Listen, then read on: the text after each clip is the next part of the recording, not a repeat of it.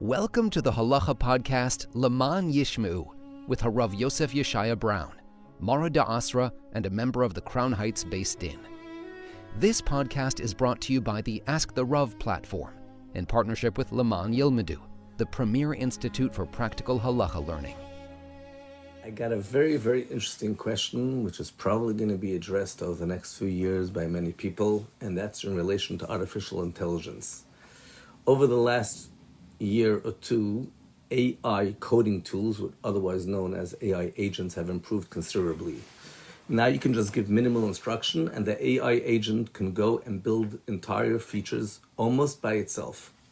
You might have to interrupt and make corrections or provide feedback and tell them to change things differently. Often you'll need a human being involved, but very often there doesn't need to be a human being. Now, the problem here is, imagine you have a robot that can create and maintain a machine on a factory line, and you give the robot the job before Shabbos to bring creating a machine. Or with the AI agent, you're asking the AI agent before Shabbos to build a feature. And it's being done on Shabbos. You don't necessarily want a dafka want on Shabbos. You can ask a robot or an AI agent in this matter, configure the agent to respond to bugs in the machine and do the fixes on Shabbos. Is this an issue of zilzul Shabbos, of degradation of the kedusha of Shabbos? Is there an issue of avsha milsa? The halacha is that malachas that happen on Shabbos on their own, if it makes a lot of noise, if it's public, there can be an issue. It is an AI agent which has a coding tool, and this code is a public use, and people know it, or it's linked to a particular user. Would there be a problem? So let's go through this halacha slowly. The halacha is that we don't paskin like Beis Shammai that says shvisas kelim, that your dishes and utensils have to rest on Shabbos. You can light candles on Friday, it'll burn throughout Shabbos. Beis Shammai says you have to actually declare your Shabbos licht ownerless because you can't have your candles burning on Shabbos. We don't hold like Beis Shammai. The halacha is like Beis Hillel. Your operations, your utensils, your items could work for you on Shabbos. So you can put things into a process before Shabbos, and the process continues on Shabbos. One of the examples is brought that you're allowed to put wheat into a millstone and it'll continue grinding it on Shabbos. Everybody knows the millstone is operating on its own now. It was set up before, now it's operating on its own. However, in Shulchan Aruch, it's brought the shitta, the Rama brings the opinion that no, grinding is different because avsha milsa makes a lot of noise. And the halach is, if there's no minhag, we should be machmer, certainly Ashkenazim in particular, with things that make noise. And that's all those issues with noise-making machines that could be a problem on Shabbos, even if they were set up before Shabbos. We talk about white noise, what type of noise, another whole discussion. Even so, Shulchan Aruch says you're allowed to have your clock set. It's not talking about a regular Shabbos zega that we know today, but every hour with chime and make a noise, it's not a problem. Because it's normal and we set it up the day before and it's not a problem. So going back to our AI topic, if it's not common that things happen via AI agents, that can make a problem. That could make a problem, even if it is common. But if it's something that makes noise, that there's a problem of avsha milsa, of making noise. So the definition of the isra of avsha milsa, of making noise, is that noise, or is that the fact that people are aware of it? It's happening in a public place. So in Pesachim we find, the Oil Shabbos already addresses this, you're allowed to have water running into your garden, you open the water before Shabbos, and even if the water is passing through it, and that seems to be the simple understanding in all the Pesachim, there's no restrictions made in this halacha of having water go into the garden. People talk about the automated features where the water goes on Shabbos, although some Pesachim are machmer. According to the strict halacha, it doesn't seem to be a problem. Certainly nowadays, where it's a normal thing, everything is automated and nobody goes and waters their garden anymore. It's a set-up system and every morning it waters it. In previous years, it might have been more difficult. The problem, however, is a sefer called Menoida HaTohida, Talmud of the Mizritcha Magid, and he talks about making brownfen, vodka, making it on before Shabbos, and it happens on Shabbos. And he says, but there's a lot of smoke, and if there's a lot of smoke, it could be like a millstone. He actually finishes off and he says, it doesn't seem, he brings us another source that implies, he doesn't give us a conclusive answer, that smoke outside is not called avsha milsa, making noise. One of the proofs which he doesn't bring is it says you're allowed to have mugmar. Mugmar is where people used to go and clean out their clothing and give a beautiful smell. They would put clothing, and the clothing would be on in a place where they smoke, and smoke up the house and give a nice, beautiful smell. Okay, it could be over there the smoke doesn't go outward. Possibly that's a difference. But he like I said, he's not conclusive about it. We do have a Sefer Zerua, which says a massive chiddush. The whole way he discusses this halacha is a chiddush, particularly when he talks about setting up nets to capture whatever it is you want to capture on Shabbos. He says, however, provided shouldn't be public knowledge. So he actually talks about something which is not a noise-making thing, but it's public awareness. None of the other Rishonim bring this, and Shir Hamaalos gives a bunch of examples of things you're allowed to do before Shabbos without having a problem with the fact that people are aware. And indeed, the contemporary poskim say the Isser is only something that makes noise. It's nishma, not nira. Shmiya and Re'iyah are two different things. If you hear the noise, that's a problem. Why should there be a difference between seeing it on Shabbos, being it visible to the public, or hearing it? It seems like noise is more a zilzal of Shabbos. Although they talk about the idea that there's a chashad that maybe you did it on Shabbos, so the chashad, the suspicion is the same whether you hear it or see it. The problem, it's more than that. It's when there's noise, that creates the chashad. That's what it seems like. Indeed, we allow to light candles on a Friday, and it doesn't say anywhere that a candle can't shine outward. Our electricity could be shining outward, and people indeed do this. They have the lights in front of their house. They put it up on a Friday, and the lights shine in front of their house. Nobody seems to have a problem with that. Certainly something which is normal that you set up the day before, that wouldn't be a problem. I will have, however, mention that there was a place in the previous generation, the Chelkas Yankiv, in Zurich, and he said having an answering machine set up on Shabbos is a problem. Everything else is permitted, but this is a problem. It's a setting up a machine like that, a machine running for you on Shabbos, and everybody know, and you have to do something on Friday to make it work. But if you read his tshuva very carefully, you see his problem wasn't a halachic problem. He just was worried this is how people are going to run their business. Answer machines, you take messages, and you have a phone, and automatically you know what to do in your business. The Debritziner Rav writes on this psak, he says, you can't make your own decrees on your own. If all the Rabbanim will get together and make a decree, then we'll bow our heads down and accept the decree. But a private Rav wants to say you're not allowed to do this, it's really no problem. Indeed, many poskim say it's not a problem. And we've never heard of people disconnecting their answering machine before Shabbos. But there's a very important message. The message is, the Be'er Moshe writes, if all the Rabbanim will make a decree, there's some reason to make a decree when things start becoming automated that might take away the whole entire evening of Shabbos. Rabbi Moshe Feinstein had a position about a Shabbos clock. He said it really should be a problem. If Chazal this would be around the time of Chazal, they wouldn't let have a Shabbos clock turning things on Shabbos. He says, granted, people have accepted if they're turning on lights, but not anything beyond that. Interestingly, the Rebbe gave money towards a Shabbos clock in an old age home, so people shouldn't turn on and off lights on Shabbos. But the Rebbe said he doesn't want to personally, officially give a heter on it.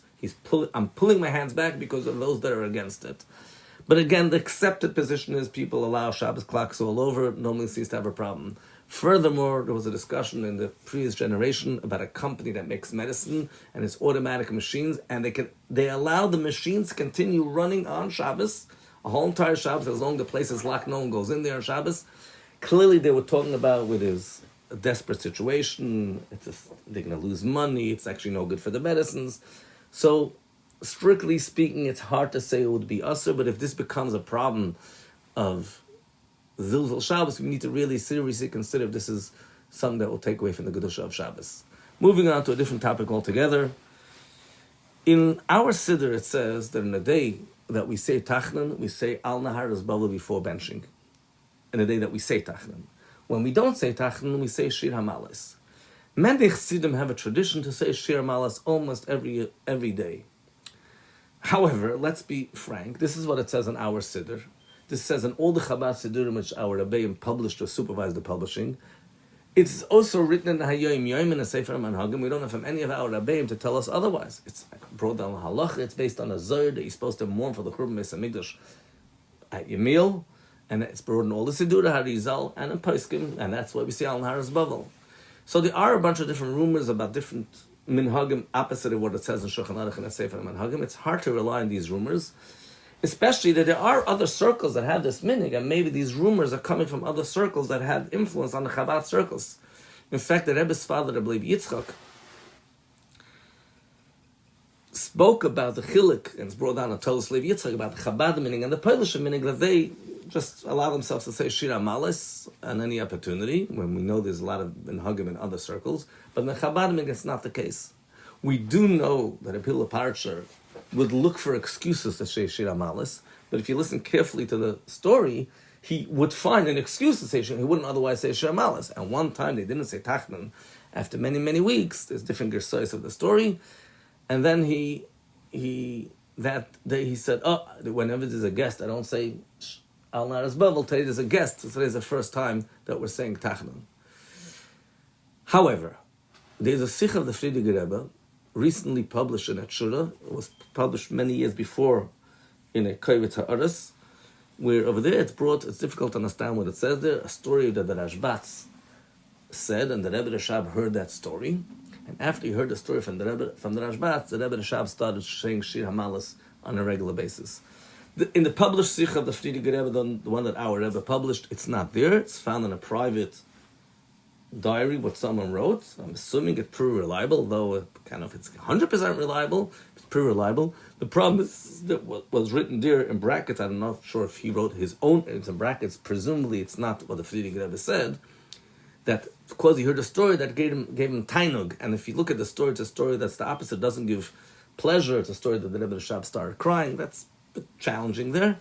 We also heard in the name of Rav Lando Vashalom said that the Rebbe Rashab would say every day Shir Hamaalos except Erev Tisha B'Av Sudam Afsekas, which creates another discussion. Erev Tisha B'Av, after minhag, we don't say Tachnan, so maybe we should say Shir Hamaalos, unless we'll say that Erev Tisha B'Av, it's so close to Tisha B'Av. Even if we don't say Tachnan, we still should say Al Naharos Bavel. But be that as it may, this is not a erode Rebbeim. We know that the great neshamas Alter Rebbe tells us they never had a churban beis hamikdash. The whole reason we say Al Naharos Bavel is for the churban. Why don't we say on Shabbos Yom Tov whenever there's a simcha? Because it's a time of simcha. We don't mention the churban. Alter Rebbe writes that great neshamas. In one place it says great neshamas like Rashbi, Tadnoim, Tzadikim, different neschayos, and Pelacharim and Chonariel. They don't have this concept of churban. These are minhag some people have in Yisrael, they say Shir Hamaalos, because it's a special kedusha, a special simcha. And it's very likely that the reason why the Rebbe brought the minhag in Hayoim Yom, why is the Rebbe quoting in Hayoim Yom what it says right in the Siddur? Because although there's rumors about different behaviors, there's also the Chassid Hershel Klimovich who would always say Shir Hamaalos, he didn't want to give the answer. So the Rebbe writes in Hayoim Yom, but our official minhag is otherwise. There's a rumor in the name of the Rebbe that the Rebbe told someone something. I don't know anything about that. Again, that could have been a personal hira. Moving on to another topic altogether. Many times by the Rebbe's Purim Fabring, which was always a Matzah Purim, the Rebbe suggested, the Rebbe instructed that one person should reach a state of Ad Liyada and drink, and he'll be Moitzi everyone. So about the fact of being Moitzi everyone, what's the source that one person could do it for everyone? The Rebbe addressed that once in an answer, and it's printed on L'Kutei Sichos. That's not the question we're talking about right now. The question is, how do you do Ad Liyada when it's already no longer Purim? The Rebbe's Fabring was after bentching, after Ma'ariv. So, you can be Yotze the mitzvah of Mishta v'Simcha on Matzah Purim. So, frankly, there's no such thing al pi halacha of the mitzvah of Mishta v'Simcha of Ad Liyada Kipshuti, but Pashtus does not apply in Matzah Purim. Why the Rebbe did this? The Rebbe spoke about this in Fabring and Tafshin Yutes and Tafshin Memhei. There's higher levels of Ad Liyada. There's the inyan of Ad Liyada. We're not talking about it, the halach of Ad Liyada. The same way the Rebbe answered similarly about one person being mighty other people, that we're not talking about the chiyuv of Ad Liyada, which is not something that you could have one person exempting other people. There is a discussion of famous Lamda Shachakira, if Ad Liyada is about that this is the sheer how much you're supposed to drink, or no, you're supposed to keep on drinking even afterwards, but once you reach Ad Liyada, you're putter. Nafkamina is a person was shikr, he reached Ad Liyada, and then he became sober again. So shikarim are busy with this chakira, even though it has some Torah sources as well. But another way to ask this question is: it Ad Liyada what you're supposed to be? Is it a shir? The result is it the result or the action of drinking? So there could be a discussion, and this is addressed about where somebody drinks on Purim and he only reaches the Ad Liyada stage on Matzah Purim. But that's very, very different. Here we're talking about Purim is over and we're only starting to drink now by the Rebbe's Fabringen. There is, however, something about Mishta v'Simcha and Shushan Purim. The Ramah says, there should be milsa, a bit of simcha. One of the reasons we continue our Purim meal into the night to be mekayim the idea that Shushan Purim on Tezvav. Pais can talk about if there's a chiyuv lefsuma ad liyada, but the inyan obviously is there. And I'll mention just something interesting that the Levush writes about a person who made a shvua to fast on Purim.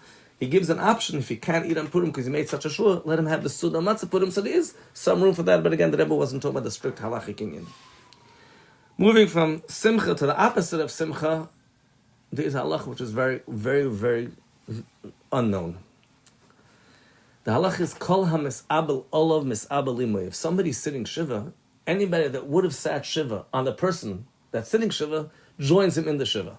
So if someone passed away, other relatives besides for those that are required to do shiva have shiva as well. How does this halacha work? The Rama brings this, and he writes, our minhag is not exactly the way it says in the Gemara. There's a lot of halachas of Avelis that our minhag is different than what it says in the Gemara. He says that relatives of the one that passed away, they show some signs of Avelis until the very first Shabbos of the Shiva. After Shabbos is over, in the middle of the Shiva, they don't have to keep this anymore. So first of all, there's a machlokes if this means only in the place of the Avelim or outside the place of the Avelim. Not clear what the Rama means. The implication of the Rama would be seemingly that it's, if he says the relatives of the person that passed away, not the relatives of the oval, and he says it's called Kavod Hames, Kavod Hanifted, then it has nothing to do with the place where the people are mourning. It could be in a different city. But however, the fact that the Rama says it doesn't mean that our minhag like that is today. In the Gemara, it says that it's only in the presence of those that are mourning. So even though our minhag has slightly changed, we're not going to make the minhag more than the Gemara. The Gemara was to go again less than the Gemara. And even if the minhag in the Rama was even in another place, but who says our minhag today is like that? The Rama's time, the minhag changed from the Gemara, and our times it changed as well. Certainly we're not stringent when it comes to Avelis. Halacha kediver ha-mekel ba'avel, the halacha is like those who are lenient when it comes to Avelis. There's a discussion if this cloud, that the halacha is like those who are lenient in Avelis, applies to Gemara, Tanoim, Amoraim, or even to Peskim. As the famous joke, in this machlokes, whether you go according to those who are lenient in Peskim, and that also halacha kediver ha-mekel. That those that are lenient say that we could follow the lenient positions in Peskim as well. The reality is that the minhag is only in the place of the Avelim, and this is many poskim say this as well. There are poskim that write that they never heard of such a minhag. A lot of places didn't hear about this. The Betzela Chachma writes, was a Rav in the recent generation, he says, I never saw people doing this.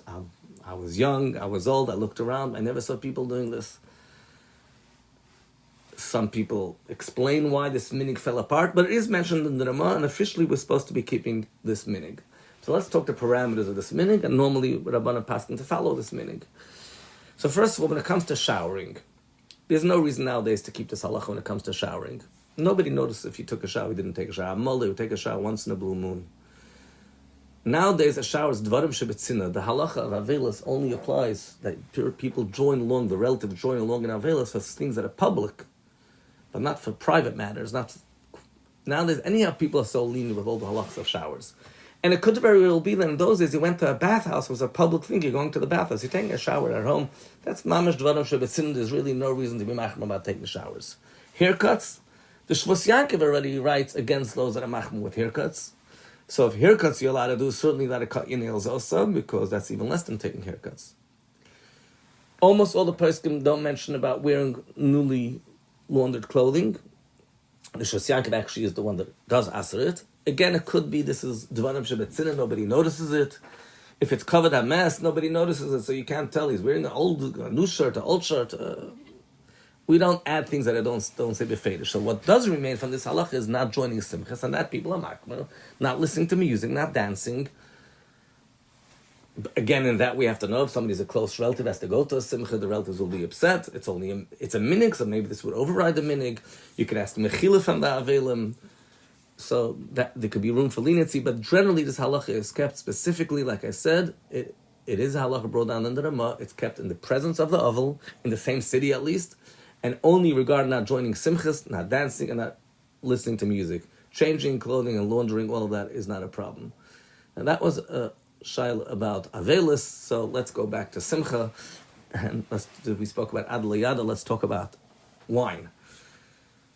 People make kiddush on wine, and the wine pours into the cup underneath, into the bowl underneath. Is there a minhag not to drink from what's in the bowl?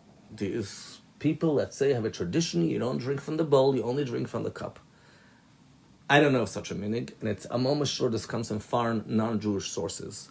In fact, we have a clear minhag otherwise, that the Rebbe writes, and that's what the Rebbe did as well, that when it came to the charoises, we mixed the wine in the charoises. So the Rebbe says we take the wine that's in the bowl, and we put the charoises there, and we mix the charoises originally as dry, without wine, before mutter is when we mix it, mutter kodeich, and we mix it with the wine in the bowl. That means we do use that wine.